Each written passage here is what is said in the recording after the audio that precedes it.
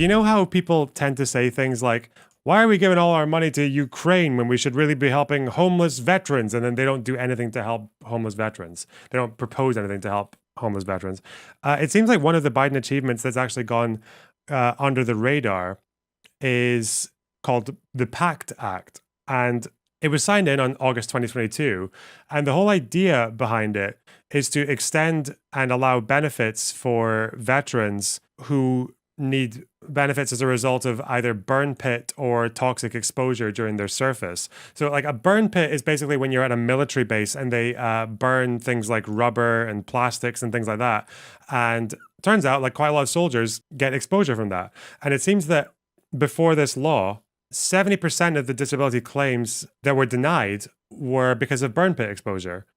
So because Biden put this law in 2022, it's already resulted in nearly 1 million people have been able to receive disability benefits because of this law, like under this law. So we actually have there like a very tangible act of support for veterans that had basically otherwise would have had them being denied in the past, because it's a problem. It's like this particular problem with burn pits or toxic exposure is a fairly common one, it seems. And again, this is just something that's gone completely under the radar. I didn't know anything about this. The amount of debates I've had with Republicans who are talking about why don't we help homeless veterans and things like that, or like veterans who are incapacitated or can't work after they come back. Well, it's like, and this has been there the whole time, actually, unironically supporting the troops. And I thought, well, that's crazy. What's Trump been doing meanwhile? So this month, I think it's Truth Social, this video, this Trump ad posted on his social media network, like on his account, comes out, and there's a bit of a problem with it. Let's just watch the ad and we'll see if you spot it. What happens after Donald Trump wins? What's next for America? The economy booms. American energy is unleashed and an end to crushing taxes. The border is closed and the largest deportation in history is underway. No more wars as we focus on home. Law and order is restored. The American dream is back, and the best is yet to come. Make America great again. So you might have missed it, but if you look really closely at one of these newspaper things that they've created for the hypothetical Trump future, is you see that?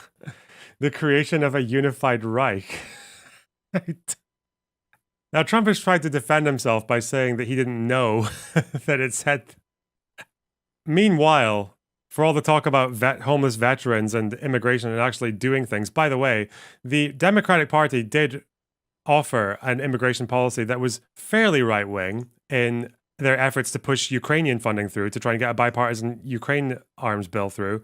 The Republicans said no because they don't want to solve immigration. What they want to do is for immigration to be an issue that they can stand on a platform on during the election. That's what they want. They want it to be because it's their political toy.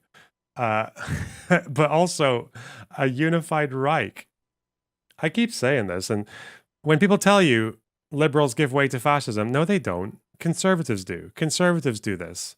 And it seems like the only left-wing contribution to this might be that some really far-left people don't want to vote because they take the values of liberal democracy for granted, which I just feel like they're doing so to everyone else's detriment increasingly. Because around this same time, Mr. Trump floated the idea of 3-term presidencies. Not for the first time, but here he is. It was a brilliant performance. They've never seen anything like it. Very much reminiscent of the days of FDR. Is he dying?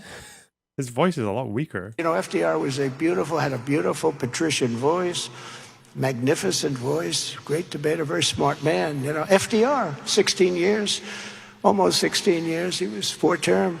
Oh, no, this is the full Are we going to be talk. considered 3-term or 2-term? You tell me. Oh, Ronnie, yeah. what do you think? Are we 3-term or 2-term if we win? But think of it. They're going to say wonderful. Now, he did that State of the Union the other day. He was high as a kite. So I think we should call for drug tests on the debate. Yeah? We're going to call for tests. We're going to call. To be fair, if there isn't an adrenochrome test on the debate, I think Biden might be fucked. He needs it, okay? They need to pump him to the gills to get through this. So anyway, so Macron calls. See what I mean? Look, I started. Even I say to myself, you're a frickin' genius. Hey, look, I had an uncle, my father's brother. And again, he'll say it's a joke. His supporters will say it's a joke. Well, half of them will say it's a joke, and the other half will say it's based, right? Because around the same time, first of all, he's joked, quotation marks, about this many, many times before, but he's also kept himself around people who don't joke when they say it. Like, so Project 2025, which is Trump's little like conservative plan for the future, one of their partners, who's also an advocate, also just recently in March wrote a very non-joking, serious article about repealing the 22nd Amendment, which would allow for more terms. The 22nd Amendment's what came in 1951, and that's where you have the 2-term limit on, obviously because of as a course correction for Roosevelt winning 4 terms. But it's just so bizarre. Yeah, the guy who wrote this, Peter Tongette, the feminine counterpart of Peter Tongue, it would seem, is a partner of Project 2025, and he's like they're openly advocating for this. And that's the whole thing, like with the Trump thing. It's like half the people, they call it a joke, and then the other half, maybe even the same people, just at different times, say it's actually a really good idea.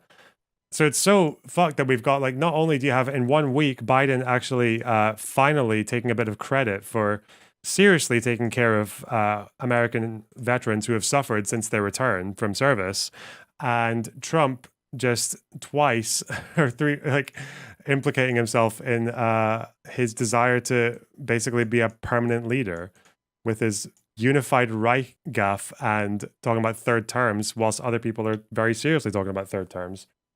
I don't know. This is really bizarre. Like that's just like a little glance I had at American politics this week. It turns out that that's what we have. In terms of what to do with that direction-wise, well, the reason I found that unified Reich video, I found that not on a left-wing account, incidentally. I found that on a Republican account.